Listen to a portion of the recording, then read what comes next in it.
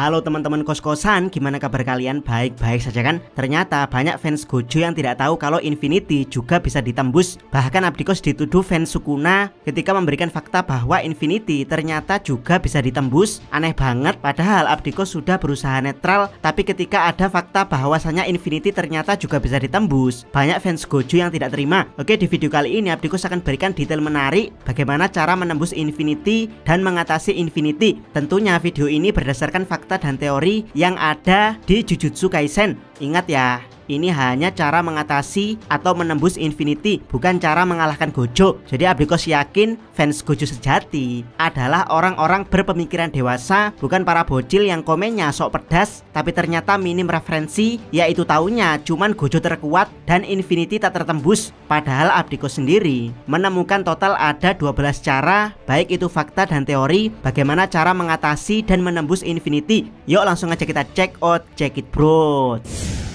Cara pertama, buat Gojo terpaksa menyerang fisik. Cara pertama ini bukan untuk menembus Infinity, tapi cara untuk mengatasi Infinity, yaitu buat Gojo mau bertarung fisik, karena Gojo akan mematikan Infinity jika dia ingin memukul fisik lawannya dengan telak. Ingat ya, dengan telak. Cara seperti ini hanya bisa dilakukan ketika lawannya benar-benar kuat. Sukuna adalah contoh nyata bagaimana Gojo harus mematikan Infinity saat akan meninjunya.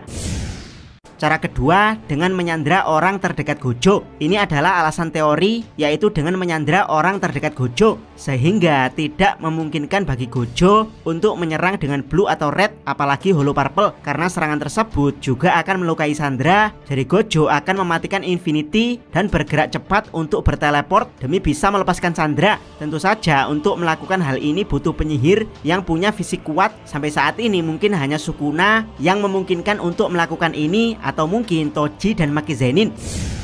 Cara ketiga, dengan membuat Gojo melindungi Sandra. Selain dengan menyandra orang terdekat Gojo, ada cara teori untuk mengatasi Infinity, yaitu membuat Gojo melindungi Sandra. Kasusnya seperti bagaimana Gojo melindungi Riko Amanai. Gojo memang tetap bisa menggunakan Infinity asalkan lawannya cuma sedikit, tapi kalau lawannya adalah pasukan kuat yang super banyak, dimana pasukan tersebut tidak hanya fokus mengincar Gojo tapi juga mengincar Sandra, maka disinilah Gojo akan mematikan Infinity dan menfokuskan kekuatannya di teknik dan kecepatan untuk menghabisi lawan kuat yang super banyak dengan cepat. Jika beruntung, lawannya bisa menyusup menyerang Gojo yang mematikan Infinity-nya.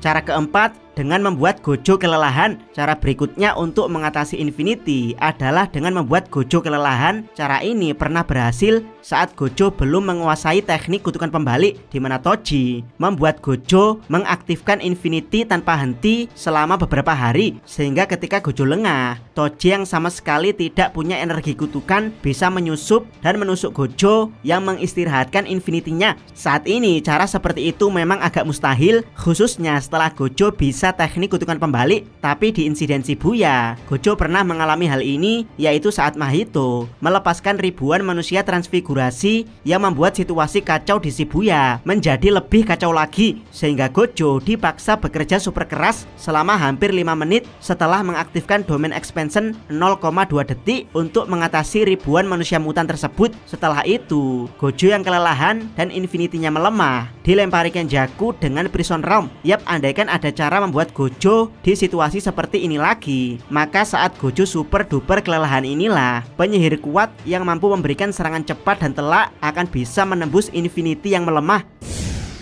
Cara kelima, dengan Black Robe. Ini adalah alasan fakta. Black Robe adalah tali hitam misterius yang mempunyai kekuatan mampu menetralkan semua teknik kutukan. Namun setiap kali Black Robe menetralkan teknik kutukan lawannya, Black Robe akan semakin terbakar. Black Robe adalah senjata kutukan Miguel dan menjadikan Miguel sebagai komandan terkuat di Geto Family. Dan ya, Miguel menggunakan Black Robe untuk menetralkan teknik Limitless Gojo, termasuk menetralkan Infinity, sehingga Gojo dipaksa bertarung fisik dengan Miguel. Namun Namun karena Gojo terlalu kuat baik dari segi fisik dan teknik, baru sebentar Black Robe digunakan untuk melawan Gojo. Black Robe sudah terbakar separuh. Miguel memberitahu Gojo kalau Black Robe ditambang oleh klan Miguel di Afrika selama puluhan tahun, dan sekarang tali hitam tersebut hanya tersisa separuh. Yap, di sini Miguel ingin bilang ke Gojo kalau tali hitam tersebut sangat berharga, bahkan diklasifikasikan sebagai alat kutukan kelas spesial. Namun Gojo tidak peduli, dia tetap menghadapi Miguel dengan Black Robe selama 10 menit dan Black Robe pun habis terbakar. Andaikan Gojo eman-eman, mungkin Black Robe masih ada sampai sekarang, tapi karena Gojo diburu waktu setelah mengirim Inumaki dan Panda ke SMK Jujutsu, jadi Gojo bertarung habis-habisan dengan Black Robe dan Miguel, yang akhirnya Black Robe hancur dan Miguel berhasil dikalahkan. Setelahnya Miguel bertobat dan menjadi guru Yuta. Di Afrika, Miguel dan Yuta coba mencari Black Robe tapi hasilnya nihil karena butuh puluhan tahun untuk menambang tali hitam misterius tersebut.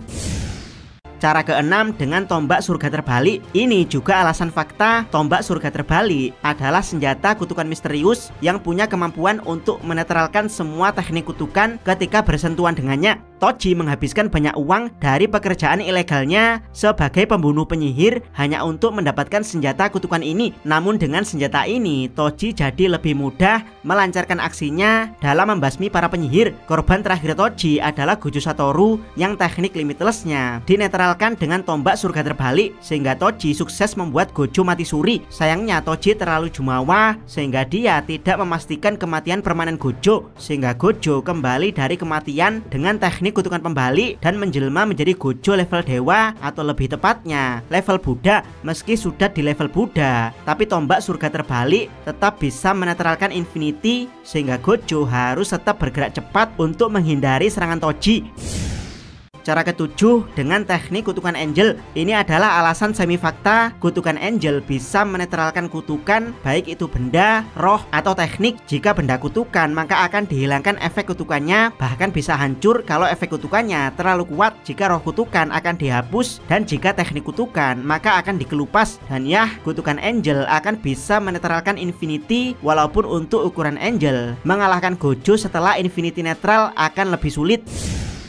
Cara ke-8 dengan Rusa Madoka. Ini juga alasan semi fakta. Rusa Madoka punya kekuatan untuk menetralkan kutukan yang ada di dekatnya dan juga menyembuhkan target dengan kutukan pembalik. Meski kekuatannya terlihat overpower, tapi kelihatannya Rusa Madoka bukan tipe penyerang melainkan tipe support. Namun ya, kekuatan Rusa Madoka kemungkinan juga mampu menetralkan Infinity. Meski kalau tidak hati-hati, Rusa Madoka akan dengan mudah dibunuh Gojo karena dia adalah tipe support. Kesembilan dengan pedang Taima atau energi positif super besar. Sama seperti sebelumnya, ini juga alasan semi fakta. Infinity adalah bentuk netral dari teknik limitless, dimana ketika energi kutukan Gojo membuat teknik limitless dan teknik limitless tidak melakukan apa-apa, maka itulah yang disebut Infinity. Dari sini sudah jelas kalau Infinity terbentuk dari energi negatif, karena memang dasar dari energi kutukan itu adalah energi negatif. Jadi untuk menembus limitless butuh energi positif yang sangat besar. Saat ini kemungkinan hanya ada 3. Pertama Rusa Madoka, kedua teknik Red Gojo, dan ketiga adalah pedang Taima Mahoraga. Rusa Madoka sudah Abdikos jelaskan, teknik Red adalah milik Gojo sendiri, jadi mustahil. Kecuali Sukuna juga bisa menggunakan energi pembalik positif sebagai energi output untuk menyerang. Atau yang ketiga dengan pedang Taima, dimana pedang Taima memang berisi energi positif murni. Yap, pedang Taima adalah mimpi buruk para kutukan, karena pedang ini akan memusnahkan kutukan yang terbuat dari energi negatif hanya dengan sekali tebas. Dan ya, pedang ini kemungkinan juga bisa menembus Infinity Gojo yang terbuat dari energi negatif. Cara ke-10 dengan domain expansion. Kali ini adalah alasan fakta. Yap, teman-teman pasti tidak akan menyangka kalau domain expansion juga bisa digunakan untuk menembus Infinity. Dan yang bilang ini bukan Abdikos melainkan Gojo sendiri di chapter 15, dimana jika di dalam domain seseorang dan orang tersebut menekankan efek pasti kena dan pasti bunuh, maka Gojo tidak bisa menggunakan Infinity untuk menahannya. Yang bisa dilakukan Gojo cuma 3. Pertama, kabur dengan menembus lingkaran domain. Kedua, melawan efek pasti kena dan pasti mesti bunuh dengan teknik kutukan, dan ini sempat dilakukan Gojo. Atau yang ketiga, mengoverpower domain lawan, dan cara ketiga inilah yang diambil Gojo untuk mengatasi domain Jogo karena memang saat itu dia tidak bisa mengaktifkan Infinity. Yap, intinya domain expansion juga bisa digunakan untuk mengcounter Infinity. Jadi jangan heran ketika di chapter terbaru Gojo bisa tertebas ketika kalah adu domain dengan Sukuna. Yap, jangan heran apalagi sampai meminta penjelasan GG Akutami karena ini bukan barang baru melainkan sudah dijelaskan jauh di chapter 15 bahkan oleh Gojo sendiri. Cara ke-11 dengan teknik racun. Dari alasan fakta kita kembali ke alasan semi fakta. Saat muda Gojo bilang kalau Infinity-nya masih kesulitan untuk mengidentifikasi racun. Mungkin jika Gojo muda melawan salah satu dead painting, dia akan agak kesulitan karena Infinity bisa ditembus dengan racun darah para dead painting. Tapi itu 10 tahun yang lalu. Saat dewasa Infinity Gojo jelas jauh lebih kuat atau bahkan bisa mengidentifikasi jenis racun. Masalahnya adalah Sukuna itu dijuluki raja dari racun mematikan. Kira-kira kalau Sukuna beneran menggunakan racun mematikan dari alam surga tempat dia berasal, apakah Infinity Gojo tetap bisa mengidentifikasinya? Cara ke-12 dengan domain amplification. Yap, yang terakhir ini adalah alasan fakta. Domain amplification adalah teknik barir yang mampu menembus Infinity. Di chapter terbaru dijelaskan kalau domain amplification adalah perpanjangan dari teknik simple domain. Bedanya teknik ini bisa dibarengi dengan efek pasti kena dan bunuh layaknya domain expansion. Dan ya, teknik ini beneran bisa menembus Infinity walaupun resikonya teknik ini tidak bisa digunakan secara bersamaan dengan teknik kutukan bawaan. Oke teman-teman, demikian semua penjelasan fakta dan teori bagaimana cara menembus dan mengatasi Infinity. Semoga bermanfaat. Jangan lupa subscribe channel Takos dan jangan lupa share video ini. Salam Mi.